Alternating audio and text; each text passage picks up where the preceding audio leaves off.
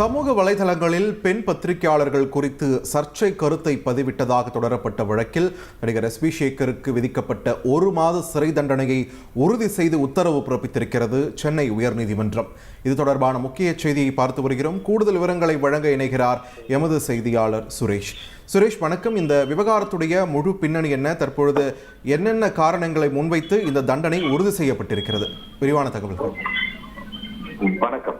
கடந்த 2018ஆம் ஆண்டு பெண் பத்திரிகையாளர்கள் குறித்து அவதூறாக விமர்சிக்கப்பட்ட பதிவை நடிகர் எஸ்.வி. சேகர் தனது முகநூல் பக்கத்தில் பகிர்ந்திருந்தார். இது தொடர்பாக அளிக்கப்பட்ட புகாரின் அடிப்படையில சென்னை மத்திய குற்றப்பிரிவு காவல்துறையினர் எஸ்.வி. சேகருக்கு எதிராக இந்திய தண்டனை சட்டம் மற்றும் பெண்கள் மீதான கொடுமைகள் தடுப்பு சட்டம் ஆகிய சட்டப்பிரிவுகளின் கீழ் வழக்கு பதிவு செய்திருந்தார்கள். இந்த வழக்கை விசாரித்த சென்னை எம்பி எம்எல்ஏக்களுக்கு எதிரான வழக்குகளை விசாரிக்கும் சிறப்பு நீதிமன்றம் நடிகர் எஸ்.வி. சேகருக்கு 1 மாத சிறை தண்டனையும் 15,000 ரூபாய் அபராதமும் விதித்து தீர்ப்பளித்திருந்தது. இந்த தீர்ப்பை எதிர்த்து எஸ்.வி. சேகர் தரப்பில் சென்னை உயர்நீதிமன்றத்தில் மேல்முறையீடு செய்யப்பட்டிருந்தது. இந்த மேல்முறையீட்டு வழக்கை நீதிபதி வேல்முருகன் விசாரித்தார். இந்த விசாரணையின் போது காவல்துறை தரப்பில் முன்வைக்கப்பட்ட வாதங்கள் என்னவென்றால், ஒரு தவறான கருத்தை பதிவிடுவதன் மூலம் என்ன விளைவுகள் ஏற்படும் என்பது எஸ்.வி. சேகருக்கு நன்றாக தெரியும் என்பதால் இதை தவறுதலாக நடைபெற்றது என்ற வாதத்தை ஏற்க முடியாது என்று அரசு தரப்பில் வாதிடப்பட்டது.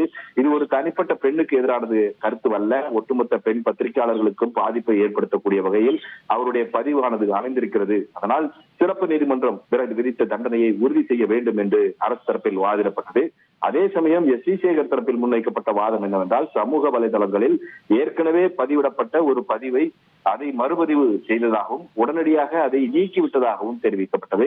தவறுதலாக நடைபெற்ற அந்த நிகழ்வுக்கு மன்னிப்பு கோரியதாகவும் காவல்துறை தரப்பில் ஆதாரங்களுக்கு சட்டப்படி சான்றிதழ்கள் சமர்ப்பிக்கப்படவில்லை என்பதால் இந்த விசாரணை நீதிமன்றத்தினுடைய தீர்ப்பை ரத்து செய்ய வேண்டும் என்றும் எஸ்.வி. சேகர் தரப்பில் வாதிடப்பட்டது.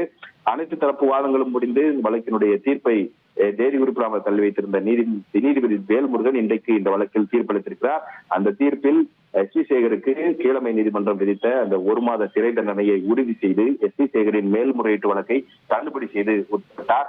அப்போது எஸ்.வி. சேகர் தரப்பில் ஆஜரான வழக்கறிஞர் உச்சநீதிமன்றத்தில் மேல்முறையீடு செய்ய ஏதுவாக தண்டனையை நிறுத்தி வைப்பது தொடர்பான உத்தரவை பிறப்பிக்க வேண்டும், அதற்கு அவகாசம் வழங்க வேண்டும் என்ற ஒரு கோரிக்கையை முன்வைத்தார். இதை ஏற்றுக்கொண்ட நீதிபதி 90 நாட்களுக்கு இந்த தண்டனையின் அடிப்படையில் எஸ்.வி. சேகருக்கு எதிராக எந்த நடவடிக்கையும் எடுக்கக்கூடாது என்று காவல்துறைக்கு உத்தரவிட்டு மேல்முறையீடு செய்வதற்கு அனுமதி வழங்கி உத்தரவிட்டிருக்கிறார்.